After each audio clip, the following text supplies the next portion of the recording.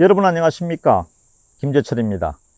오늘은 그 선도산 자락에 있는 그 첨성대 월성에서 불과 자동차로 한 10분 거리에 있는데 법흥왕묘입니다.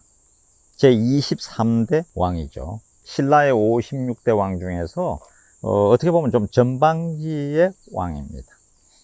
법흥왕은 법을 흥하게 한다 그러는데, 이게 지금과 같은 우리 뭐 헌법이나 뭐 어떤 율법, 그 법을 흥하게 하는 게 아니고요. 그 당시에 법이란 것은 불교를 얘기합니다. 불심을 얘기하고, 이 불교를 흥하게 한 왕이란 뜻이죠. 우선 학교 때 배운 이차돈 아시지 않습니까? 그 당시에 이차돈 법흥왕 때 신라의 불교가 아도 화상이나 무코자를 통해서 들어오긴 들어왔는데, 궁중의 신하들이 다 불교를 국교로 하는데 반대했습니다.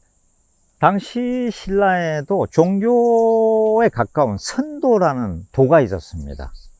그냥 개개인이 심신을 닦고 그 다음에 자기를 깨끗하게 하면은 그게 곧 종교고, 그러면 좋은 나라에 나중에 죽어서도 가게 된다고 생각한 거죠. 법흥왕은 532년에 가야를 합병했거든. 그 당시에 지금의 경상남도나 경상북도, 전라북도 일대까지 가야의 세력이 강했거든요. 여러분 아시지 않습니까? 아라가야, 금강가야, 비화가야, 소가야, 대가야 다 있었는데, 가야는 김수로왕 이후에 서로 분열되니까 찢어지니까 힘이 없죠. 예. 그러다가 결국은 법흥왕에게 532년에 가야의 마지막 왕 구형왕이 나라를 들어서 그냥 더 이상 안 되니까 그냥 갖다 줬죠. 그 이후에 뭐 진흥왕 때는 또 비화가야 쪽도 다 합병을 하고요. 이렇게 해서 법흥왕이 이제는 나라가 강력해지는데, 아니 같은 거 하시면 좀 더 우리가 이제 힘도 있고 하니까, 종교도 이 불교라는 게 참 좋은 거다. 아도 화상이나 이제 무코자를 통해서 다 많이 전파되고 있었거든요. 근데 국교를 하려니까 항상 그때나 지금이나 이 신하들이 반대하는 거예요. 장관들이 반대하고. 그래서 이차돈이 순교하게 되고, 그렇게 돼서 불교가 국교로 신라에서 공인을 받습니다. 네. 그래서 이제는 나라가 더 훨씬 커지니까 독자적인 중국과 달리 독자적인 나라의 연호를 쓰기 시작하고요.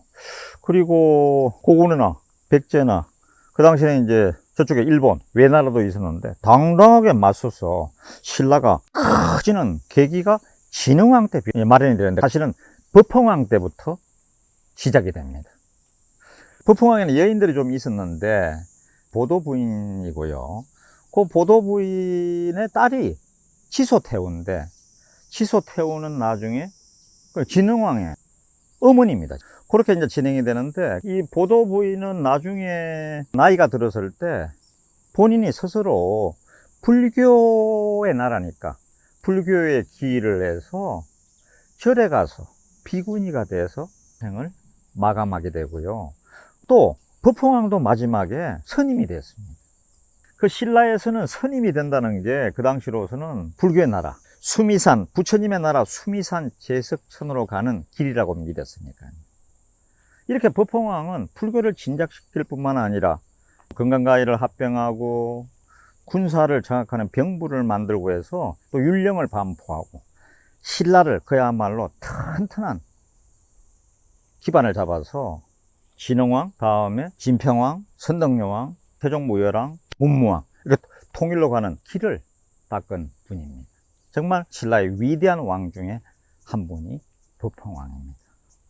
그런데 우리가 이제 본받아야 할 점이, 불교를 국교로 한 것도 조정과 백성들의 마음을 하나로 해서 나라의 힘으로 다른 해외도 진출하고, 그 다음에 그 고구려 백제 외나라에 대항하기 위한 것이었거든.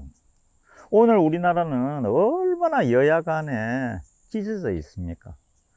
또 여당도 어떤 면에서 그 좀 더 크게 생각해야 되는데, 이놈은 당파 싸움.